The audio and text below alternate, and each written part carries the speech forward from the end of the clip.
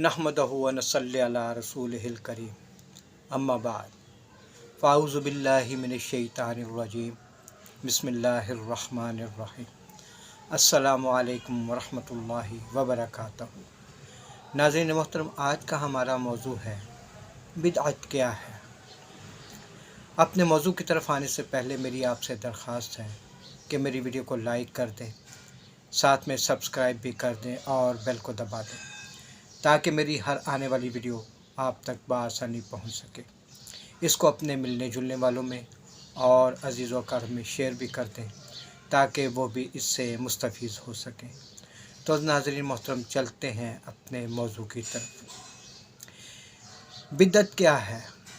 हदीस की जो किताबें मोतबर हैं उनमें हदीस की एक भी किताब ऐसी नहीं जिसमें कहा गया हो कि ये बिदअत अच्छी है, इस पर अमल करो, और ये बिदअत बुरी है, इस पर अमल ना करो।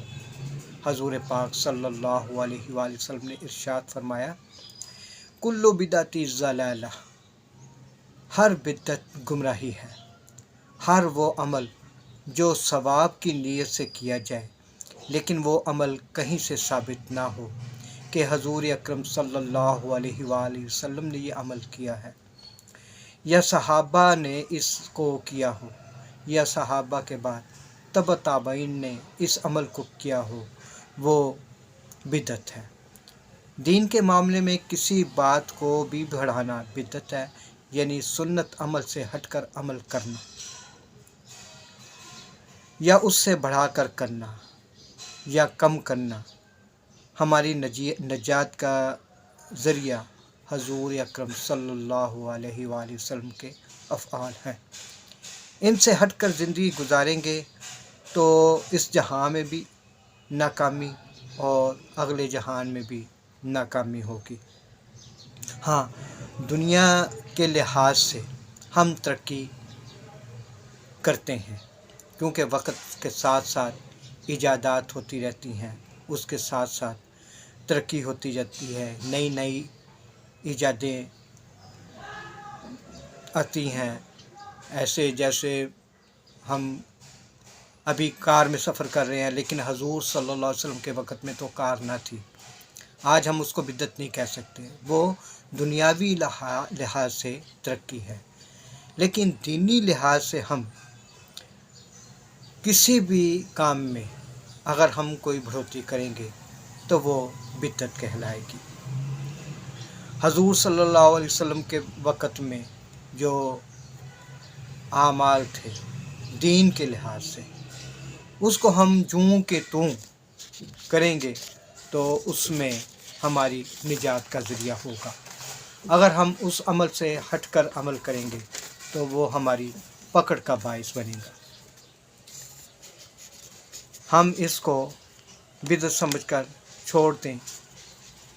ये दुनियावी तरक्की के जो चीज़ें हैं उनको बिदअत समझकर हम छोड़ नहीं सकते। क्यों? क्योंकि वो दुनियावी लिहाज से हमारे साथ साथ चल रही हैं। जैसे जैसे दुनिया तरक्की कर रही है वैसे वैसे ये इजादात जो हैं वो आ रही हैं। हम उस पर यानी इजादात पर अमल करते हुए हम काफ़ी आगे निकल चुके हैं। मगर शरीयत के लिहाज से हमारा दीन आज से 1450 साल पहले मुकम्मल हो चुका है। हजूर अकरम सल्लल्लाहु अलैहि वसल्लम का इरशाद है कि मुझे खौफ है अपनी उम्मत के उन लोगों पर कि जिनको वो अपना इमाम समझेंगे और वो लोगों को गुमराह करेंगे। यानी कि आज कल के वक़्त में जो बिदअत हमारे दीन में आ रही हैं वो बिदअत जो हैं वो हमारी पकड़ का ज़रिया बनेंगी। अल्लाह के हबीब ने अल्लाह को गवाह बनाते हुए ये फरमाया था कि अल्लाह गवाह रहना कि मैंने तेरा दीन आज मुकम्मल कर दिया। उसके बाद हज्जतुल विदा के मौका पर भी आप सल्लल्लाहु अलैहि वसल्लम ने सहाबा को गवाह बनाकर यह कहा था कि आज मैंने तुम पर अब दीन मुकम्मल कर दिया, और सहाबा ने भी इसका इकरार किया था। کہ آپ نے دین کو مکمل نہیں کیا بلکہ دین پہنچانے کا حق ادا کر دیا۔ مگر ناظرین کرام، آج ہم دین میں طرح طرح کی باتیں نکال رہے ہیں۔ ہم نے اپنا جینا بھی مشکل بنا لیا ہے اور اپنا مرنا بھی مشکل بنا لیا ہے۔ شادی بیاہ کی رسمیں دیکھ لیں، اس میں ہندوؤں کی رسمیں ہم بے جا طور پر داخل کر لی ہیں۔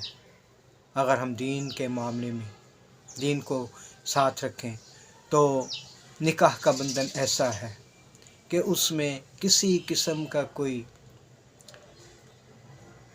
پیچیدگی نہیں ہے، اس میں کسی قسم کی کوئی زیادتی نہیں ہے۔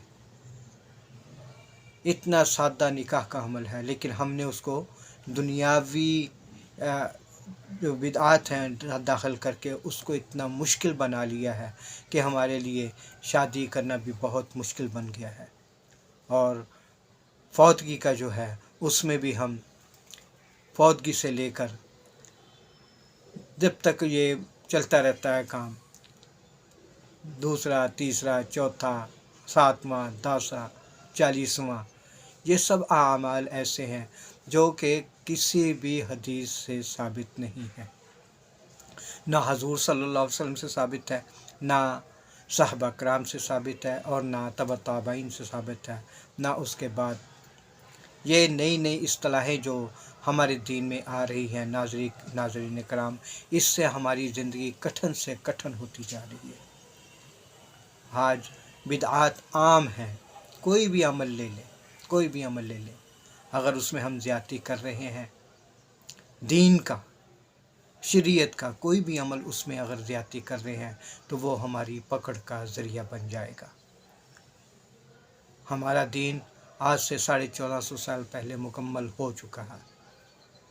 ہاں، حضور صلی اللہ علیہ وسلم کے ایک جو عمل ہے اس کے بارے میں یہ ہے کہ آپ صلی اللہ علیہ وسلم نے تراویح کی نماز جو ہے وہ 3 دفعہ جماعت کے ساتھ پڑھائی ہیں، اور وہ بھی عشاء کے ساتھ نہیں۔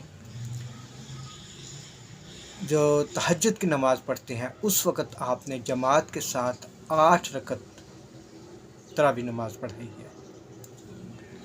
اب حضور صلی اللہ علیہ وسلم کے بعد حضرت ابو بکر رضی اللہ تعالیٰ عنہ کا وقت آیا، ان کے وقت میں بھی جیسے کہ تیسے کام چلتا رہا۔ اس کے بعد حضرت عمر رضی اللہ تعالیٰ عنہ کا جب وقت آیا تو آپ نے دیکھا کہ مسجد میں کئی جماعتیں بنی ہوئی ہیں، کچھ لوگ ایک طرف حافظ صاحب کو کھڑا کر کے ان سے قرآن پاک جماعت کے ساتھ سن رہے ہیں، ایک جگہ دوسری یعنی کہ مسجد کے اندر کئی جماعتیں بنی، تو آپ نے ان سب کو یکجا کر دیا کہ ایک امام کے پیچھے ایک جماعت بنا کر نماز تراویح ادا کی جائے۔ تو اس طرح یہ جو نماز ہے تراویح کی، یہ حضور صلی اللہ علیہ وسلم کے جو صحابہ تھے، جو ان کے بعد خلیفہ راشدین تھے، انہوں نے یہ چینج کی تھی۔ اب یہ نہیں ہے کہ جو کوئی بھی اٹھے وہ اپنے دین میں چینجنگ کر لے، حالانکہ یہ اچھی بدعت تھی، اچھی چینجنگ تھی کہ مختلف جماعتوں کو یکجا کر دیا، یہ بہت اچھی چینج تھی، اور یہ خلفائے راشدین نے کی، آپ کے مقرر کردہ جو خلفاء تھے انہوں نے۔ اب یہ نہیں اس کا کہ جو کوئی بھی اٹھے وہ اپنی طرف سے دین میں چینج لے آئے اور اپنی طرف سے اس کو دین کا حصہ بنا دے، ایسا نہیں ہو سکتا۔ ناظرین محترم، دین مکمل ہو چکا، حضور صلی اللہ علیہ وسلم نے مکمل کر دیا تھا، اب اس میں کوئی چینجنگ نہیں ہو سکتی۔ آج ہم اذان دے رہے ہیں، اذان سے پہلے درود السلام پڑھ رہے ہیں، حالانکہ اذان کے جو الفاظ ہیں وہ اللہ اکبر سے شروع ہوتے ہیں اور لا الہ الا اللہ پہ ختم ہوتے ہیں۔ مسجد میں جا کے دیکھ لیں کتنی بدعات ہو رہی ہیں، نماز کے ساتھ ساتھ ہم بدعات کو استعمال کر رہے ہیں، یہ سب پکڑ کا باعث بن جائیں گے۔ ہمارا دین وہی ہے جو حضور صلی اللہ علیہ وسلم نے مکمل کر دیا تھا، اس میں اگر ہم تبدیلی کریں گے تو یہ پکڑ کا باعث بن جائے گا۔ ایک چھوٹی سی مثال دے رہا ہوں کہ ہم مرغی جو ہے یہ اللہ تعالیٰ کی طرف سے حلال جانور ہے، اس کو ذبح کرنے کا طریقہ جو ہے وہ بسم اللہ اللہ اکبر۔ اگر ہم یہ کہیں گے کہ بسم اللہ اللہ اکبر اللہ اکبر، اگر 2 دفعہ کہہ دیا تو ہم سنت سے ہٹ گئے، اور وہ حلال جانور جو اللہ تعالیٰ کی طرف سے ہے اس کو سنت کے مطابق ذبح نہیں کیا تو وہ حرام ہو گیا۔ یہ چھوٹی سی مثال ہے۔ اسی طرح اگر ہمارے کسی بھی عمل میں اگر بڑھوتری ہوگی، جو شریعت نے مقرر کر دیا اس کے مطابق عمل ہوگا تو ٹھیک، اگر اس میں بڑھوتری ہوگی تو وہ قابل قبول نہیں ہے۔ اب صبح کی نماز کے وقت 2 سنتیں ہیں، 2 فرض، ہم 3 یا 4 سنتیں پڑھ لیں، بڑھوتری ہے، ہم 1 رکعت زیادہ ہو گئی، 2 سجدے زیادہ ہو گئے، رکوع زیادہ ہو گیا، یہ تو اچھی بات ہے نا، لیکن نہیں، جب جو حضور صلی اللہ علیہ وسلم مقرر کر دے، جو ہمارے دین نے ہماری شریعت نے مقرر کر دی وہی دین ہے، اس سے ہٹ کر چلیں گے تو وہ پکڑ کا باعث بن جائے گا، وہ ہماری نجات کا ذریعہ نہیں بنے گا۔